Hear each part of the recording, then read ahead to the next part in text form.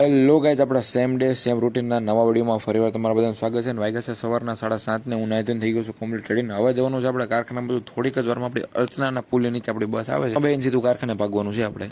अच्छा हाँ ये कर लो पहले। આજનો દિવસ અમારા માટે બહુ સારો છે, કારણ કે અમારા કારખાનાવાળા અમને લેવા માટે નવી બસ મોકલી છે. તડકો એટલે એક તો એવો થઈ ગયો છે કે વાત ન પૂછો ને. એમાં તડકો ને એમાં એસી વાળી બસ મૂકીને એમાં હું એટલો રોડ રૂપાળો લાગુ. વાહ હા, क्या बोला तूने? अबे साले तभी એક નંબર હો. એકડો સીધા બસમાં ચડી જઈએ આપણે. शाबाश बेटा। મારી જગ્યા તો બસમાં ફિક્સ હશે, એટલે હું મારી જગ્યાએ આવીને બેગો. બસ અંદરથી એકડો લાગે છે કે દાંડા ફાટ લાગે છે બસ ને. એમાં કાળા કલરના સ્પીકર નાખ્યા લાગે છે. કારખાનાવાળાએ બસમાં બહુ ખર્ચો કરી નાખ્યો. जा पूछ क्या यही नहीं, अभी और सुनिए।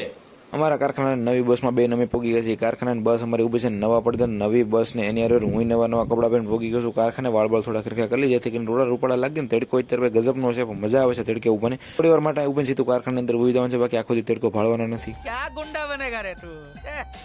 A few moments later. પછી ભાઈ એમ કરીને હાંજ પડી ગઈ છે ને હું કારખાના બહાર આવી ગયો છું. વાળબાળ થોડાક પાછા હરખા કરી, કારણ કે ઘેર રહી તો હારા તો આપણે લાગવું જ પડશે હેરીમાં.